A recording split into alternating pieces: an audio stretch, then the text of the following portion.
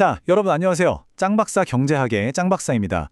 한 나라의 경제를 움직이는 힘, 과연 뭘까요? 물건을 만들어내는 생산 능력일까요? 아니면 그걸 사고 싶어 하는 사람들의 욕구일까요? 이 엄청난 질문에 대한 답이 바로 오늘 우리가 배울 총수요, 총공급 이론에 담겨 있습니다. 거시경제학의 심장이라고 할 수 있죠. 지금부터 저와 함께 완벽하게 정복해 봅시다. 사실 모든 거시경제학은 바로 이 질문에서 출발합니다. 우리나라가 한 해 동안 벌어들이는 소득, 즉 국민소득은 대체 어떻게 정해지는 걸까? 그리고 우리가 매일 마주하는 이 물가는 또 무엇이 결정하는 걸까? 바로 이 근본적인 질문이 오늘 우리가 탐험할 내용의 가장 중요한 핵심입니다. 이 질문을 두고 말이죠. 경제학의 두 거장들이 아주 그냥 제대로 한판 붙었습니다. 한쪽에서는 만들기만 하면 다 팔린다. 공급이 최고다. 이렇게 외쳤고요.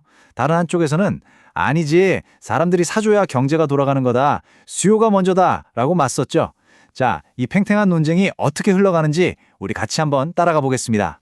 우리는 이 위대한 논쟁의 흐름을 순서대로 따라가 볼 거예요. 먼저 경제학의 문을 연 고전학파의 공급 이야기부터 시작할 거고요. 그 다음에 대공황이라는 위기 속에서 등장한 케인즈의 수요혁명을 살펴보고 이 두 이론이 어떻게 하나로 합쳐지는지 볼 겁니다. 그리고 마지막으로 기대라는 아주 강력한 변수가 등장하는 현대 경제학까지 짚어보고 시험에 나올 핵심만 딱딱 정리해 드리겠습니다. 준비되셨죠? 자, 첫 번째 주자입니다. 경제학의 뼈대를 세운 고전학파. 이들은 공급이 모든 걸 결정하는 왕이라고 굳게 믿었습니다. 고전학파의 생각은 아주 심플하고 명쾌해요. 한 나라가 가진 기술, 자본, 노동력, 이걸 100%다 활용했을 때 만들 수 있는 생산량이란 건 딱 정해져 있다는 거예요. 이걸 우리가 완전고용 산출량이라고 부르죠. 공장이 최대로 돌렸을 때 생산할 수 있는 양이 정해져 있는 것과 같아요. 그래서 국민소득은 이 공급 능력에 의해서 딱 고정되고 사람들이 물건을 더 사고 싶어하는 총수요가 늘어나봤자 생산량은 그대로고 물가만 들썩이게 만든다고 본 거죠. 자, 이 슬라이드를 한번 보세요. 고전학파의 생각이 이 그림 하나에 완벽하게 담겨 있습니다. 총 공급, 즉 AS 곡선이 어때요? 꼿꼿하게 수직으로 서 있죠. 이건 마치 모든 표가 매진된 콘서트장 같은 거예요. 팬들이 아무리 더 들어오고 싶다고 소리쳐도, 즉 총수요가 늘어나도 공연장의 좌석수, 즉 총 공급은 더 이상 늘어날 수가 없는 상황인 겁니다. 그럼 이 완전 매진 상태에서 정부가 돈을 풀어서 사람들 씀씀이를 늘리면 어떻게 될까요? 네, 총수요 곡선만 오른쪽으로 쓱 이동할 뿐이죠. 생산량은 이미 최대치에 도달했기 때문에 꿈쩍도 하지 않습니다. 결국 뭐만 오를까요? 그렇죠. 암표 가격만 치솟듯이 물가만 오르는 겁니다. 고전학파에 따르면 정부가 수요를 늘리려는 정책은 장기적으로는 아무런 효과가 없다는 결론이 나옵니다. 하지만 역사는 고전학파의 이론만으로는 설명할 수 없는 아주 거대한 위기를 맞이하게 됩니다. 바로 대공황이죠. 공장은 멈추고 실업자는 길거리에 넘쳐나는 이 끔찍한 상황에서 경제학의 판도를 완전히 뒤바꾼 영웅, 케인즈가 등장합니다. 그는 이렇게 외쳤습니다. 여러분, 문제는 공급이 아닙니다. 수요입니다. 케인즈는 극심한 불황기에는 상황이 완전히 다르다고 봤어요. 당장은 먹고 살기 힘들어 죽겠는데 사장님이 직원들 월급을 막 깎거나 가게 주인이 메뉴판 가격을 쉽게 바꿀 수 있을까요?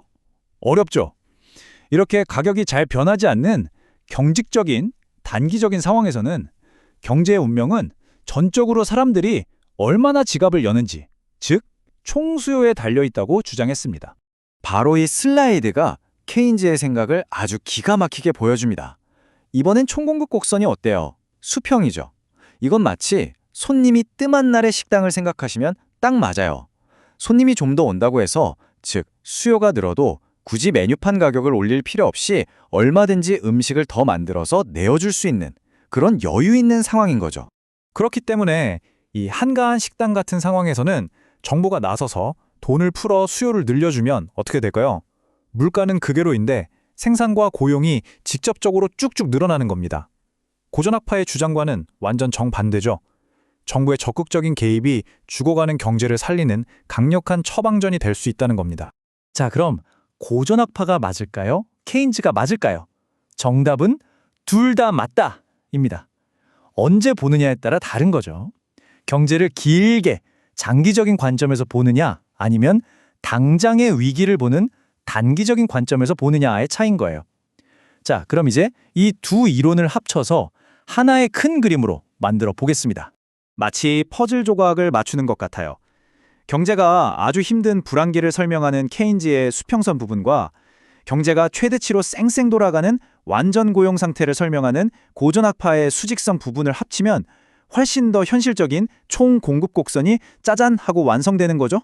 자, 이렇게 만들어진 일반적인 총공급 곡선을 보면요. 아주 재미있게도 세 가지 구간이 나타납니다. 처음에는 일자리도 많고 자원도 많아서 생산을 늘려도 물가가 안 오르는 평평한 케인즈 영역. 그리고 점차 생산이 늘면서 자원이 부족해지니까 물가도 같이 오르는 우상향하는 중간 영역. 그리고 마지막으로 생산 능력이 한계에 다다른 수직의 고전학파 영역. 어때요? 경제가 현재 어떤 상태에 있느냐에 따라서 정부 정책의 효과가 완전히 다르게 나타날 거라는 걸 보여주죠. 자, 이제 이야기는 한 차원 더 깊어집니다. 지금까지는 경제를 약간 기계처럼 분석했다면 현대 경제학자들은 사람들의 마음에 주목하기 시작했어요. 바로 미래를 어떻게 생각하는가 하는 기대 심리가 경제 전체를 뒤흔들 수 있다는 엄청난 사실을 발견한 거죠. 루카스의 총 공급 곡선은 일단 모양은 우상향하는데 그 위치가 고정되어 있지가 않아요. 사람들이 야, 앞으로 물가가 엄청 오를 거야 이렇게 예상하면 곡선 자체가 위로 슝 이동하고 아니야, 안정될 거야 라고 생각하면 아래로 쓱 움직입니다. 그러니까 사람들 마음속 기대에 따라서 이 총 공급 곡선이 막 위아래로 춤을 추는 거죠. 그럼 사람들은 어떻게 기대를 형성할까요? 한 가지 이론은 적응적 기대라는 겁니다. 이건 우리가 내년 물가를 예상할 때 일단 작년에 내가 예상했던 걸 기준으로 삼고 실제 결과와 얼마나 차이가 났는지를 보면서 그 오차를 반영해서 조금씩 수정해 나간다는 생각이에요. 한마디로 과거의 실수로부터 배우는 거죠. 자, 수식 나왔다고 절대 쫄지 마세요. 이 생각의 원리를 그대로 옮겨 놓은 것뿐입니다. 제가 하나씩 뜯어볼게요. 여기 PAT 플러스 1, 2, 이게 우리가 예측할 미래의 기대 물가예요. 이건 일단 올해의 기대 물가, 즉 PAT에서 시작합니다. 여기에다가 올해 실제 물가 PT와 내 예상치 PTE가 얼마나 달랐는지, 즉 예측 오차를 계산해서요. 그 오차의 일부 알파만큼을 다음 예측에 반영하는 겁니다. 지난 실수를 보면서 조금씩 예측을 수정해 나가는 아주 합리적인 과정이죠. 하지만 현대 경제학은 여기서 한 걸음 더 나아갑니다. A. 사람들이 그렇게 단순하게 과거 실수만 보고 예측할까? 라는 질문에서 출발한 합리적 기대 이론입니다.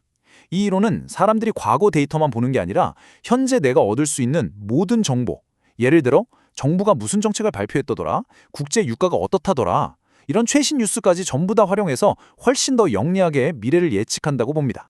이 수식은 바로 그 생각을 담고 있어요. 우리의 미래 기대 P+1E는요. 오늘까지 내가 얻을 수 있는 모든 정보, 오메가 T, 즉 신문, 뉴스, 정부 발표 등을 몽땅 다 고려했을 때 가장 확률 높은 미래 EV PT+1과 같다는 뜻입니다. 물론 우리가 신은 아니니까 예측이 틀릴 수는 있어요. 하지만 중요한 건 적어도 어제 했던 똑같은 실수를 바보처럼 오늘 또 반복하지는 않는다는 아주 강력한 가정인 거죠. 와, 진짜 긴 여정이었습니다. 이 복잡한 내용 따라오시느라 정말 고생 많으셨어요. 이제 여러분의 머릿속을 깔끔하게 정리해드릴 시간입니다. 시험장에 다른 건 몰라도 이것만은 꼭 가지고 들어가야 할 핵심 같이 정리해보시죠. 자, 이 표 별표 5개입니다. 시험장에는 딱 이 표 하나만 머릿속에 넣고 들어가도 돼요. 화면에 집중해주세요. 먼저 고전학파, 키워드는 뭐죠? 장기, 수직, 공급. 좋아요. 반면 케인즈 학파는 단기, 수평, 수요입니다. 마지막으로 이 둘을 종합한 현대의 루카스 모형은 우상향, 그리고 소득은 수요와 공급의 상호작용과 기대에 의해 결정된다. 이 표 꼭 스크린샷 찍어두세요. 복습할 때 정말 큰 도움이 될 겁니다. 제가 알아요. 경제학 처음엔 낯선 그래프랑 수식 때문에 거대한 벽처럼 느껴질 수 있다는 거예요. 하지만 오늘 이 복잡한 총수요, 총공급 이론을 끝까지 저와 함께한 여러분이라면 어떤 어려움도 충분히 이겨낼 수 있습니다. 포기만 하지 않으면 합격은 무조건 여러분의 것입니다.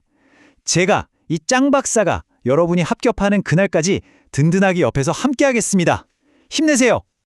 혹시 혼자 공부하다가 이건 뭐였지? 하고 막히는 부분이 생기면요. 절대 혼자 끙끙 앓지 마시고 저희 네이버 카페 짱박사 경제학 스터디를 찾아주세요. 이미 수많은 수험생 동료들이 모여서 고민을 나누고 있고요. 무엇보다 저와 저희 유능하고 친절한 조교님들이 여러분의 질문을 두 팔 벌려 기다리고 있습니다. 자, 그럼 오늘 내용은 여기까지 하고요. 다음 시간에 더 유익하고 재밌는 내용으로 다시 만나겠습니다. 여러분, 수고하셨습니다.